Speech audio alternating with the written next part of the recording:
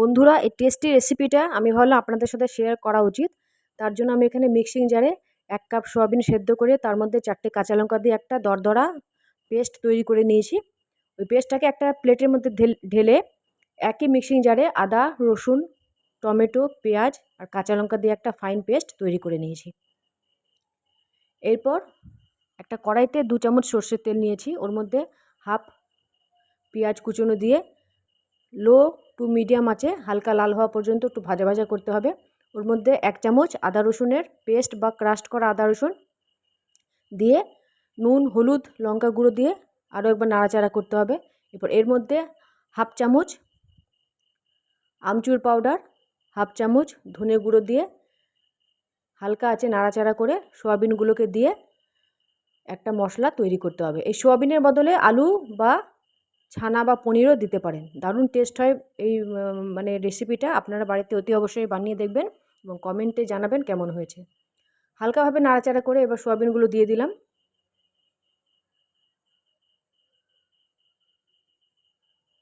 সোয়াবিনটা দিয়ে দেওয়ার পর লো টু মিডিয়াম আঁচে নাড়াচাড়া করে এখানে হাফ চামচ মিট মশলাও দিতে হবে যাতে টেস্ট আরও বেড়ে যায়।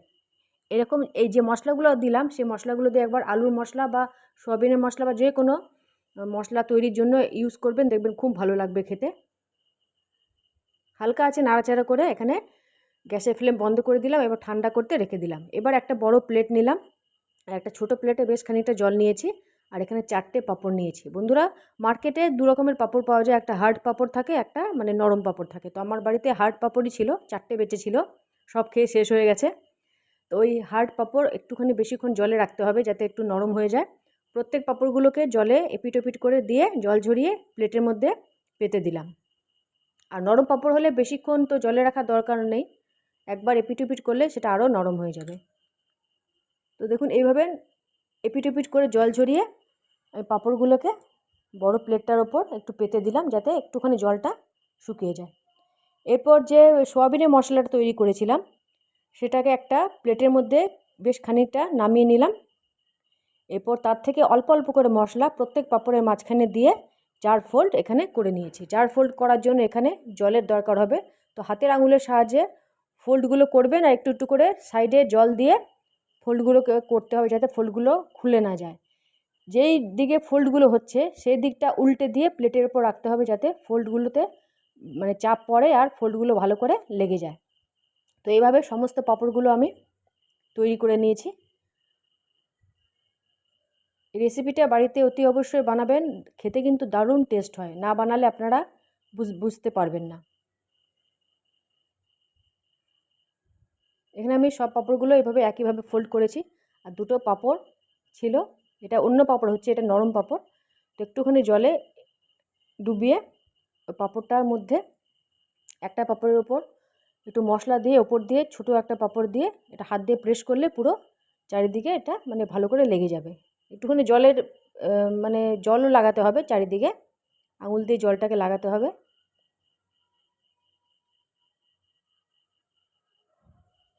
আমার পুরো রেসিপি দেখার পর যদি বন্ধুরা আপনাদের ভালো লেগে থাকে তাহলে আমার লাইক শেয়ার করবেন, আমার চ্যানেলকে সাবস্ক্রাইব করবেন। আর যদি ফেসবুক পেজ থেকে দেখে থাকেন পেজটাকে ফলো করবেন। সব পাঁপড় তৈরি হয়ে গেছে। এবার একটা ফ্রাইং প্যানে 4 চামচ সর্ষের তেল নিয়েছি। তেলটাকে খুব ভালো করে গরম করতে হবে। গরম করার পর প্রত্যেক পাঁপড়গুলোকে অ্যারেঞ্জ করে এপিট ওপিট করে ভালো করে খুন্তি দিয়ে চেপে চেপে ভাজতে হবে যাতে দুদিকটা খুব ভালো করে মানে ভাজা ভাজা হয়, কাঁচা যাতে না থাকে। দেখুন 3টে পাঁপড়ই এঁটেছে, বাকি পাঁপড়গুলো পরের ব্যাচে দেবো। এভাবে খুন্তি দিয়ে চেপে চেপে পাঁপড়গুলোকে উল্টে পাল্টে লাল লাল করে ভাজতে হবে। উল্টানোর সময় দেখবেন যাতে সাবধান, যাতে হাতে টাতে লেগে না যায়। এই রেসিপিটি এতটাই টেস্ট হয় বন্ধুরা, প্রথমবারেই খুব ভালো টেস্ট হয়েছিল। আপনারা অতি অবশ্যই বাড়িতে বানাবেন। আর যখনই বানাবেন মনে হবে যে বারে বারে এই রেসিপিটাই বানাই। দেখুন এভাবে লাল লাল করে ভাজতে হবে। বাকি পাঁপড়গুলো যে মানে তেলটা আছে ফ্রাইং প্যানে সেটার মধ্যে বাকি পাঁপড়গুলো উল্টে পাল্টে ভেজে নিলাম। ভেজে নেওয়ার পর পাঁপড়গুলোকে একটা প্লেটে ট্রান্সফার করে নিলাম। এবার আরও 2 চামচ এখানে সর্ষের তেল দিলাম। তেলের পরিমাণটা আপনারা এখানে বাড়াতেও পারেন, তো আমি কম তেলেই রান্না করতে বেশি পছন্দ করি। তো 2 চামচ সর্ষের তেল দিয়ে তেলটাকে ভালো করে গরম করে এর মধ্যে বেশ খানিকটা আলু টুকরো করে কেটে ভালো করে ধুয়ে একটু লাল লাল করে ভেজে নেব। এখানে আলুর পরিমাণটা আপনারা কম বেশি করতে পারেন বা আলু নাও দিলে দিতে পারেন, কিন্তু আলু দিলে একটু ভালো টেস্ট হবে। তো ঢেকে দিলাম, লাল লাল করে ভাজা হয়ে গেছে। এবার আলুগুলোকে তোলার দরকার নেই, আলুগুলোকে এক সাইডে করে এর মধ্যে কিছু গোটা গরম মশলা, তেজপাতা আর হাফ চামচ জিরে দিয়ে হালকা অ্যারোমা আবার আসা পর্যন্ত নাড়াচাড়া করতে হবে। এরপর ওরই মধ্যে যে পেঁয়াজ রসুনের টমেটোর পেস্ট বানিয়েছিলাম সে পেস্টটাকে এখানে দিয়ে দিতে হবে। তারপরে হালকাভাবে মানে লো টু মিডিয়াম আছে এখানে নাড়াচাড়া করতে হবে। দেখুন বন্ধুরা কালারটা কত সুন্দর এসছে। এর মধ্যে বেশ কিছুটা মশলা এখানে দিতে হবে, কিন্তু এখন না, এখন একটুখানি নুন দিয়ে দিলাম যাতে করে মশলাটা খুব ভালো করে তাড়াতাড়ি তৈরি হয়ে যায়, আলুটাও আরও ভালোভাবে সেদ্ধ হয়ে যায়। তো ভালো করে খুব ভালো করে কষাতে হবে। বাকি যে মশলাটা মিক্সিং জারে লেগেছিলো সেটাতে একটু জল দিয়ে এখানে দিয়ে দিতে হবে। এখানে যে আমি এই জলটা হচ্ছে যখন প্রথমে যে সোয়াবিনটা আমি মিক্সিং জারে দিয়ে পেস্ট করেছিলাম সে সোয়াবিনটা অনেকটা লেগেছিলো, সেটাকে আমি জল দিয়ে ধুয়ে একটা বাটিতে রেখে দিয়েছিলাম, সেই জলটা আমি এখানে অল্প অল্প করে দিচ্ছি। আর মিক্সিং জারে টমেটো পেস্টের জলটাও একটুখানি এখানে দিয়ে দিলাম। খুব ভালো করে নাড়াচাড়া করতে হবে কষে যাওয়া পর্যন্ত, লো টু মিডিয়াম আছে, যাতে আলুগুলো ভালো করে সেদ্ধ হয়ে যায়, মশলাটা খুব ভালো করে তৈরি হয়ে যায়। দেখুন খুব ভালো করে মশলাটা তৈরি হয়ে গেছে। এর মধ্যে কিছু মশলা দিতে হবে, ধনে গুঁড়ো, লঙ্কা গুঁড়ো, একটু নুন, হলুদ আর একটুখানি চিনি দিলাম জাস্ট ব্যালেন্সের জন্য। আপনারা চিনিটা স্কিপ করতে পারেন, কিন্তু দিলে একটুখানি ভালো টেস্ট হবে। আপনারা এই চিনিটা দিয়ে একবার দেখবেন, খুব ভালো লাগবে খেতে। তো একটুখানি জল দিয়ে যাতে পুরা না লেগে যায় সেদিন জলটা দেওয়া দরকার।